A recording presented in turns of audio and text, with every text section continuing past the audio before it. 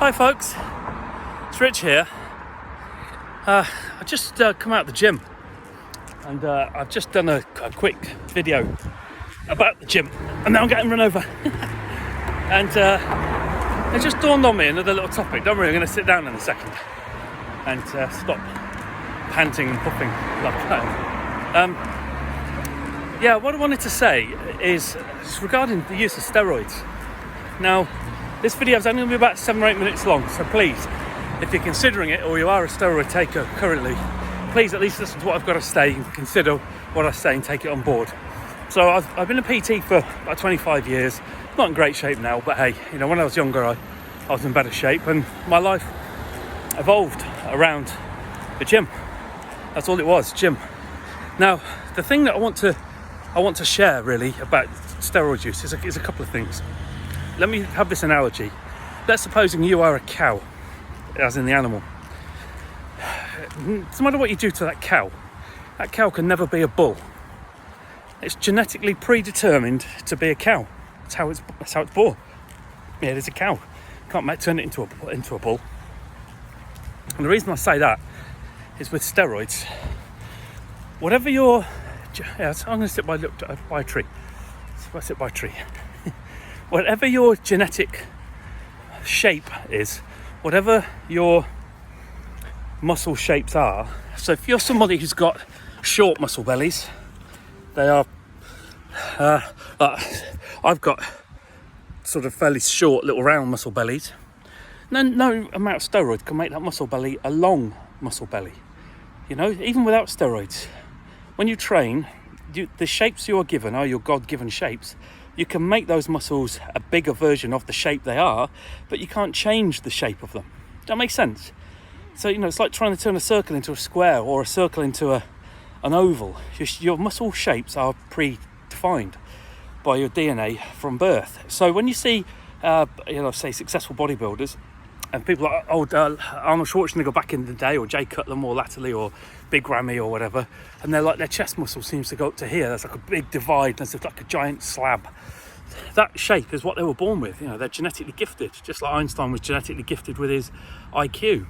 So when they make those muscles bigger, the whole thing gets bigger and it looks good. My chest shape, just for example, I've got quite a big gap between the two pectoral muscles. So, you know, when I was younger and I did take steroids because I thought it was the way to go and look big and this, that and the other. All it did was turn me from a cow into a bigger cow. My genes are just not, I'm not gifted with good genes to be a bodybuilder. You know, I've been in all right shape, but you have to make the most of what you've actually got. So I think sometimes a preconceived idea, especially with some of the younger lads, is if you take steroids, you're going to turn from a cow into a bull. You're going to turn, huge and look amazing. Now, you can be bigger, of course you can, but your diet is also absolutely critical. So if anything, when you're on steroids, it's more of a reason to have a clean diet. But the fact is, if you can't turn yourself from a cow into a bull, then I think the question is, why are you choosing to take steroids? It's a quick fix to being a bit bigger. Yeah, okay, sure. You will be a bit bigger, but you'll just be a bigger cow. Are you happy with those genetic muscle shapes? And let's supposing you do have really good genes and you're thinking about taking steroids. Who can say, hand on heart, that they have lived and breathed a bodybuilder's diet and lifestyle for even 6 months, 6 weeks for that matter? If you think about the boys on magazines or even the amateurs who put themselves through the same stresses as the professionals do, your diet is a 24/7 habit, and it's not just about how often you eat and what you eat, your macronutrients and your micronutrients. You've got to know enough to be making the most out of it, and then sleeping properly and drinking enough fluid. Now, back in the day when I used to be really more into my training, it was really frigging hard to live like a nun for a week, let alone 2 weeks, 3 weeks, 6 months. So even if you were considering taking steroids, which I strongly advise you don't, unless you're going to be someone who's intending to make money out of it or compete out of it, before you even consider it, can you hand on heart say to yourself, you've taken your genetic potential as far as it can go naturally? I very much doubt many people do. But if you're really serious about it, you owe it to yourself to at least see genetically what you can achieve by spending even 6 months of eating and sleeping 85% like a nun, like perfectly. And you'll be amazed doing that with the right kind of training what you can achieve. And of course, training is the other thing as well. There are lots of different ways of training, but too many people sorry, holding this with my hands. Too many people desperate to put more weight up, and they lose sight of the fact that bodybuilding and strength training are two totally different things. If you're into bodybuilding, you need good muscle contractions, a good range of movement on the exercise you do, not swinging around, concentrating on the muscles you're working, and reps minimum of 8 and as much as 15 for legs. Research has shown the repetition range of 8 to 12 is the most successful for muscle building. So how many people out there are like either swinging the weights around or doing 6s or 7s or 5s, lifting? That's lifting heavy weights is not bodybuilding. So you need to do the right kind of training.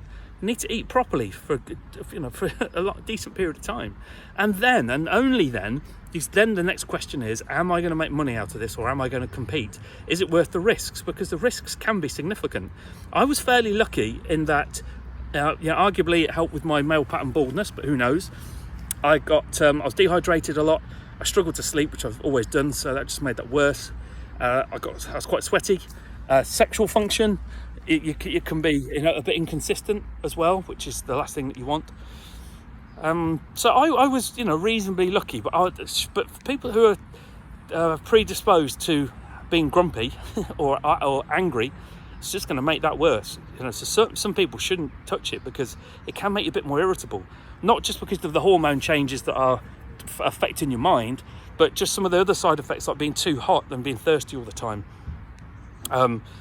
So if your mental state isn't the best, and you've got to be hand on heart and ask yourself about that, it just makes that worse. And then of course if you're really unlucky, there are the other potential side effects, aren't there? There's lots of things that can happen to your internal organs, not just today but maybe in the future.